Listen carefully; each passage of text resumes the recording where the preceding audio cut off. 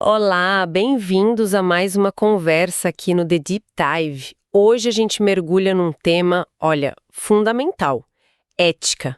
Parece coisa de filósofo, né? Mas está em tudo, principalmente na tecnologia que a gente usa todo dia. Temos aqui uns materiais bem interessantes, um mais geral, filosófico mesmo, sobre ética, estudos e reflexões, e outro super focado, a importância da ética para quem está se formando, para quem vai trabalhar com sistemas de informação. Exatamente. E a ideia, eu acho, é tentar conectar essas duas pontas, sabe? Pegar a filosofia, as ideias lá de trás Aham.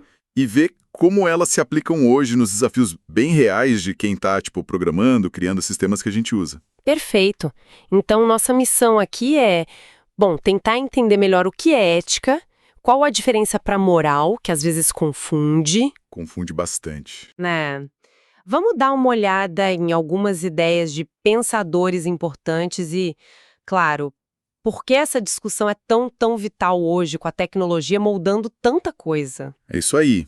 Como a reflexão sobre o certo e o errado, o bem, se traduz na prática, na hora de botar a mão na massa com código, com dados. Vamos tentar construir essa ponte. Ótimo. Então vamos lá, pelo começo. O que é exatamente ética? Bom, na filosofia é o campo que estuda os princípios por trás do que a gente faz, da conduta humana. Aquelas perguntas clássicas, né? O que eu devo fazer? O que é o bem? Isso. E a origem da palavra ethos, do grego, já é curiosa. Tinha um duplo sentido, né? Podia ser caráter, hábito, Uhum. o jeito de ser. E também morada, refúgio. Tipo, a ética forma a gente por dentro, nosso caráter, mas também ajuda a construir um lugar melhor para viver junto. E aí já entra um ponto crucial que você mencionou. A diferença entre moral e ética. Isso é chave para não embolar o meio de campo. Verdade. Explica pra gente essa distinção. Bom, de forma simples. A moral seria o conjunto de regras, costumes, valores que uma sociedade ou um grupo tem num certo tempo e lugar. Tipo, as normas de etiqueta, as tradições. O que pega bem ou pega mal fazer? Exato. É mais prático, cultural. Muitas vezes a gente segue sem pensar muito no porquê. Descreve o que é feito, o que se faz. Entendi. A ética, por outro lado, é a reflexão sobre essa moral. Ela pergunta, mas por quê?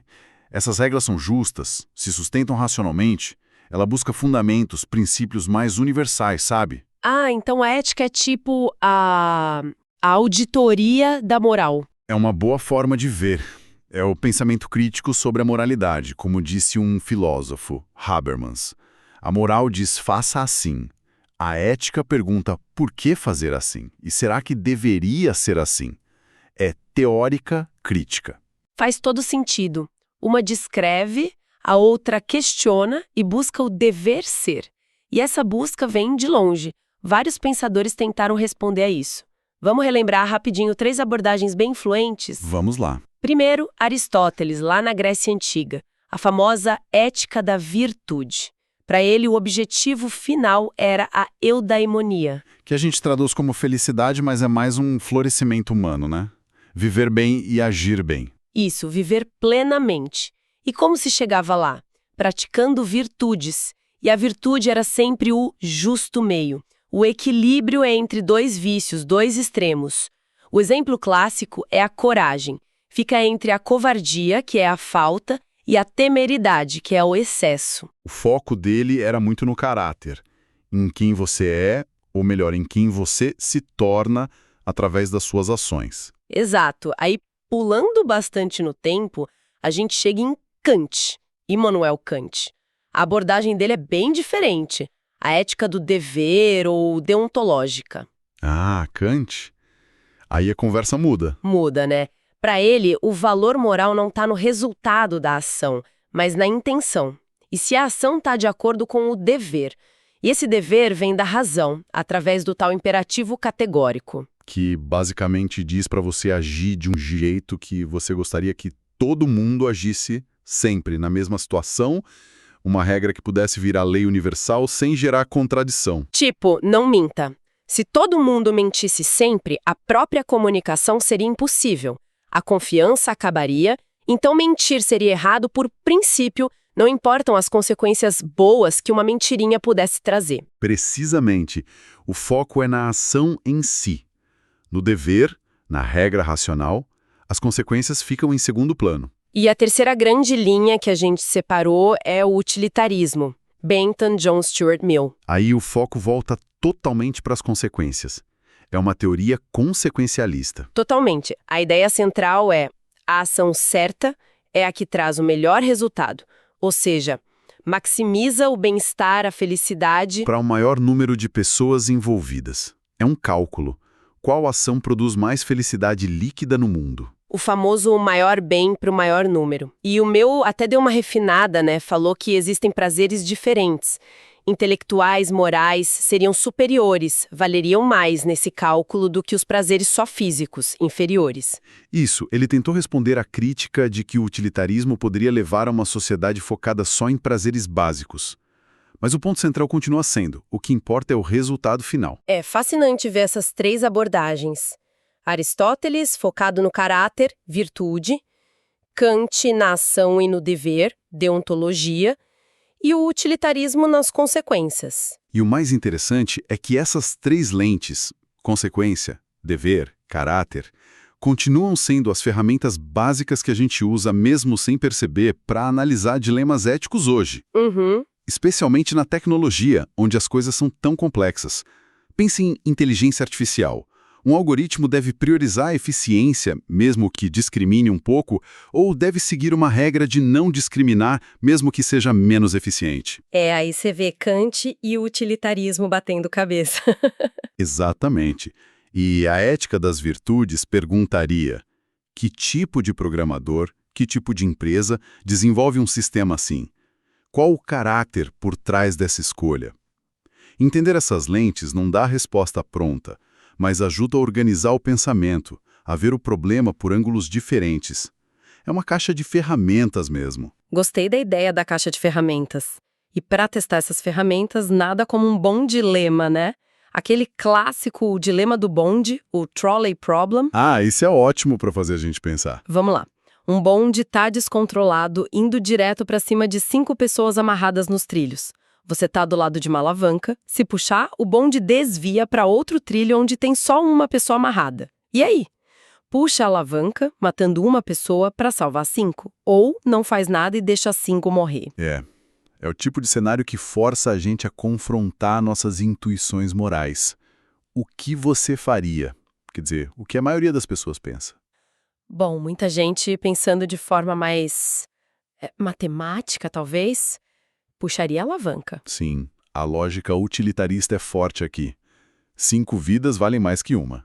Puxar a alavanca maximiza o número de vidas salvas. Olhando para as consequências, parece a melhor opção. Mas nem todo mundo concorda, né? Não mesmo? Uma visão mais kantiana, deontológica, poderia dizer, não puxe. Por quê? Porque ao puxar a alavanca, você se torna um agente direto da morte daquela pessoa que estava no outro trilho. Você toma uma ação que causa a morte dela. Mesmo que seja para salvar outras 5? Mesmo assim, para Kant, existe um dever fundamental de não matar, de não usar uma pessoa como meio para um fim, mesmo que seja um fim nobre como salvar outras vidas. Se você não puxa a alavanca, as 5 pessoas morrem, o que é uma tragédia, mas você não causou diretamente a morte delas da mesma forma. A omissão, para alguns, é moralmente diferente da ação direta de matar. Complicado.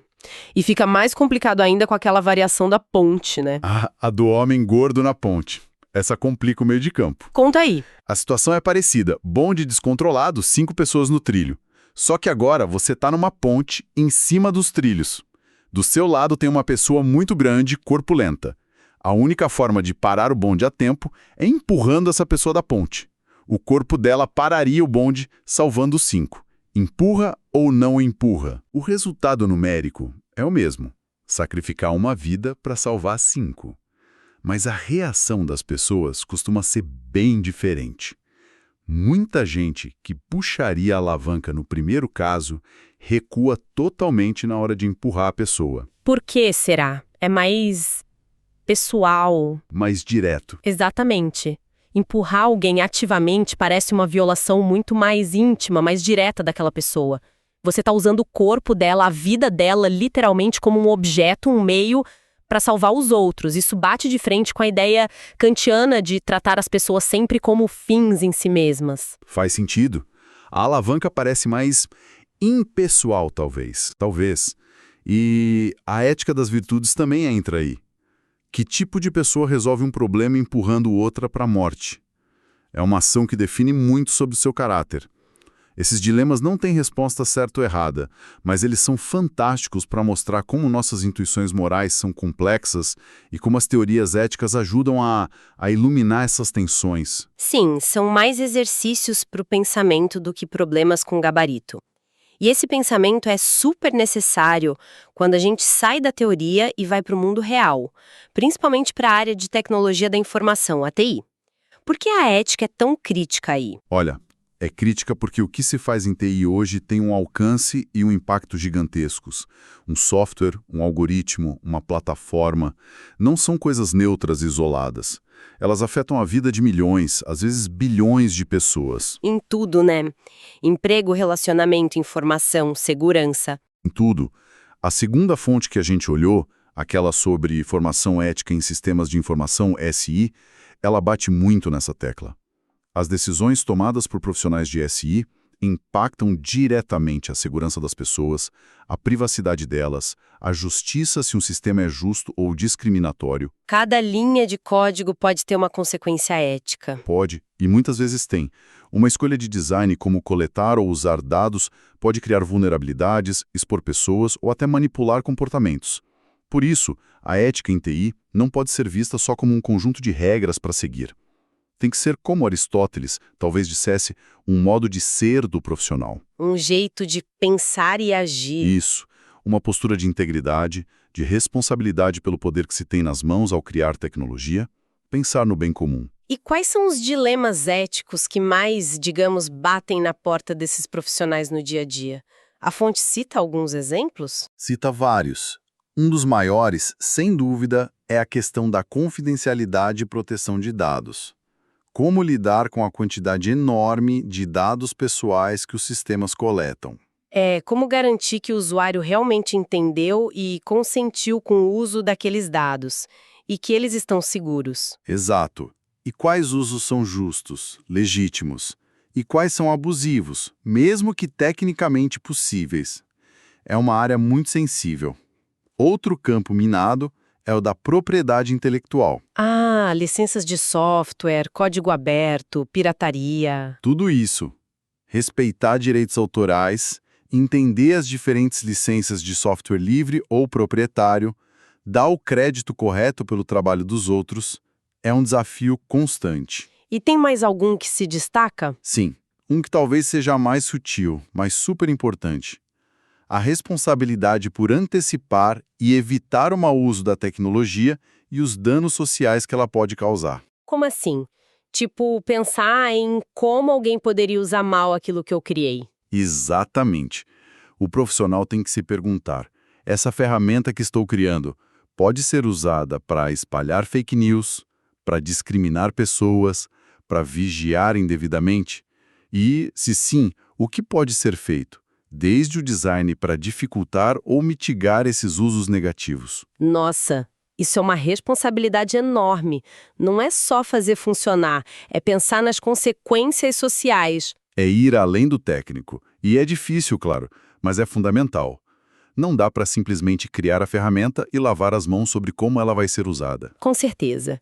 Mas como navegar nesses dilemas todos? Existem guias tipo bússolas morais para a área? Aí que entram os códigos de ética profissional. Precisamente. Como as situações são complexas e muitas vezes caem em áreas cinzentas, os códigos de ética ajudam muito. Eles funcionam como um guia, um referencial.